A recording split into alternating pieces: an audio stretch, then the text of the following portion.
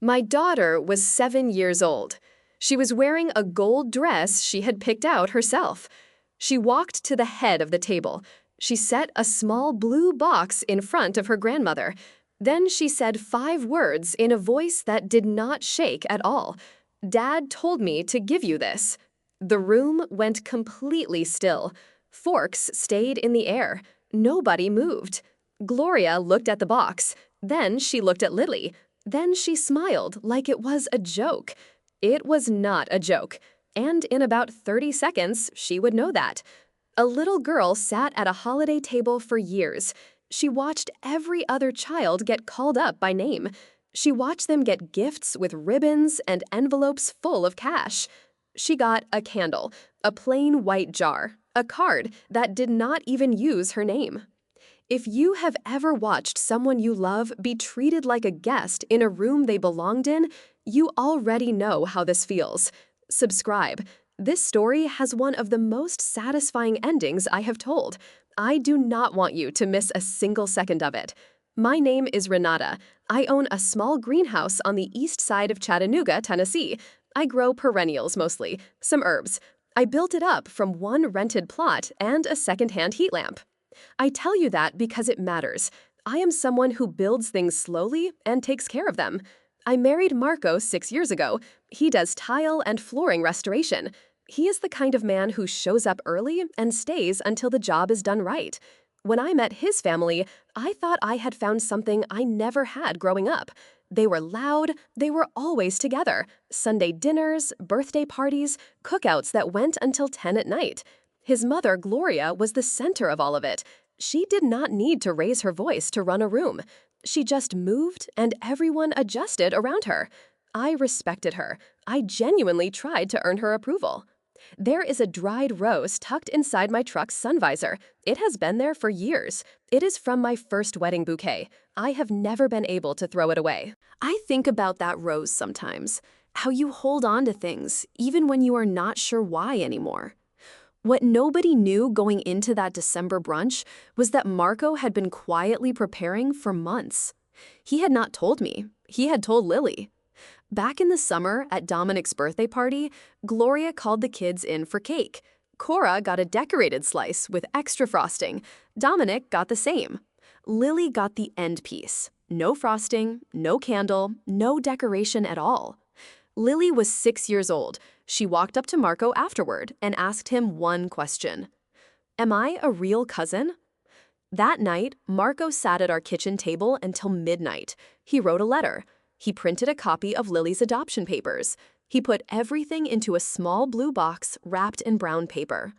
He gave the box to Lily and told her she could give it to Gloria if she ever made her feel like she did not belong again. He never told me any of this. What nobody in that room knew was that a 7-year-old had been quietly carrying that box and waiting for the right moment. Let me be honest about how long this had been building. Lily was 3 when Marco came into our lives. She was mine from my first marriage. Marco stepped in without hesitation. He was at every school event, every doctor appointment, every 2 in the morning when she had a bad dream. When we married, he adopted her legally. We never used the word step inside our home, not once. But Gloria had her own version of the story. She never said anything cruel out loud. She was too careful for that. Instead, she remembered Lily's birthday with a coloring book that already had half the pages filled in. She gave Cora new shoes and a monogrammed backpack for back to school. She gave Dominic a baseball mitt with his name stitched into the leather. Lily got the regifted coloring book. One Thanksgiving, Gloria had custom ceramic plates made for every grandchild. Each one had a name painted in blue cursive around the rim. Lily's place at the table was set with a plain white extra from the back of the cabinet. That night, while I was brushing Lily's hair for bed, she looked up at me in the mirror and said quietly, "Maybe Grandma Gloria thinks I'm just visiting." I did not know what to say. I said something about how Gloria was just busy, that she loved everyone in her own way. Marco was in the doorway. He heard it. His jaw went tight. He did not speak. I tried to bring it up with him later that week. He nodded. He said he knew. He said he would figure it out. Then he picked up his phone to check an invoice from a job, and the conversation just died. No fight, no resolution. I got up and washed the dishes alone. I stayed quiet because I did not want to be the problem. I told myself I was being the bigger person. But every time I swallowed that hurt, I was teaching Lily that being treated as less was just how things were. This Christmas, Gloria sat in her armchair and called the kids up one by one. Cora got a new tablet and a silver charm bracelet in a velvet box. Dominic got a thick envelope of cash and a handshake. Then Gloria reached behind her chair and held out a small paper bag. "I didn't want you to feel completely left out, sweetheart," she said. Lily reached inside. A plain white candle in a glass jar, vanilla scent, a small card attached. The card said, "For Marco's girl." That was it. That was the whole gift. I looked at Marco. He was staring at the tablecloth. I sat there and told myself maybe I was reading too much into it. Maybe this was just how Gloria was. Maybe I had been wrong about all of it, and I was the problem in this family. Then I looked at Lily's face. She smiled and said thank you. She folded her hands over the candle in her lap. She did not cry. She just went quiet in that way she had, the kind of quiet that stays. I need to pause here. Has anyone ever watched a child thank someone for being dismissed? Watched her smile and say the right words because she had been trained to keep the peace? Tell me in the comments, because that moment right there was the one I will never forget. On the drive home, Lily held the candle with both hands and looked out the window. After a long while, she asked, "Is Grandma Gloria disappointed in me?" Marco looked at her in the mirror. "No, baby, she just forgot something important. I think she's about to remember." Lily looked at the blue box sitting beside her on the seat. "I want to give it to her tomorrow at brunch," she said. I felt something move through my chest. Not fear, something else. After Lily was in bed, I asked Marco what was in the box. He sat across from me at the kitchen table and told me everything. The birthday party, the cake, the question Lily had asked him. I stared at him. "You never told me." He rubbed the back of his neck. I didn't want another argument about my family, but I needed her to know I saw it. I needed her to feel like she had something solid to stand on. I had waited years for Marco to draw a line. He had. He just drew it quietly, not with a confrontation, by handing his daughter the power to say enough. The next morning, Lily got up and asked to wear her gold dress. She asked me to help with her curls. She chose the same clip-on bow she had worn the morning Marco's adoption was finalized. She did not explain why. She just chose it. In the truck, she held the blue box flat on her lap with both hands. She did not fidget. She did not ask if we were sure. She just watched the road. They had no idea what was coming. Gloria's house looked exactly the same as always. The wreath on the door, candles in the windows, the smell of coffee and sweet rolls from the kitchen. But we were different walking in. We were not visitors trying to fit in anymore. Lily sat through brunch quietly. She ate a little. She answered when someone spoke to her. Gloria complimented Cora's dress twice during the meal.